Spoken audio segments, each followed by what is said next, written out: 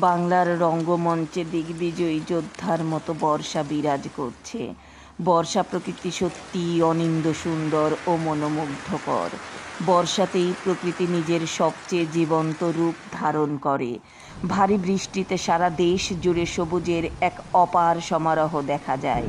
গাছপালার গাঢ় রং দেখে মনে হয় এদেশ যেন সবুজ ঘাগরা পরা এক মিষ্টি দুহিতা। ঝড়, বৃষ্টি, ধুলো আর দূষণ সবই যেন ধুয়ে মুছে দেয়, তাই বাতাস পরিষ্কার ও সতেজ হয়ে ওঠে। মৌসুমি মেঘেরা গাঢ় ধূসর রঙের বিশাল চাদর বিছিয়ে দেয়। মাঝে মাঝে বিজুলি রানী এই দৃশ্যকে আরও নাটকীয় করে তোলে। বৃষ্টির পানিতে ঝর্ণা আর নদীগুলো গতিতে ধাবিত হতে থাকে।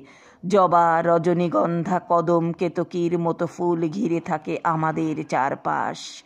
পাতায় পাতায় ঝরে পড়া বৃষ্টি সুরের নূপুর মনে প্রশান্তি এনে দেয়। নতুনত্ব ও প্রকৃতির সহজ সৌন্দর্য উপভোগ করার এক মধুময় সময় বাংলাদেশের বর্ষাকাল। আসুন, ভালোবাসি দেশকে, দেশের সৌন্দর্যকে, ভালোবাসি বর্ষাকে।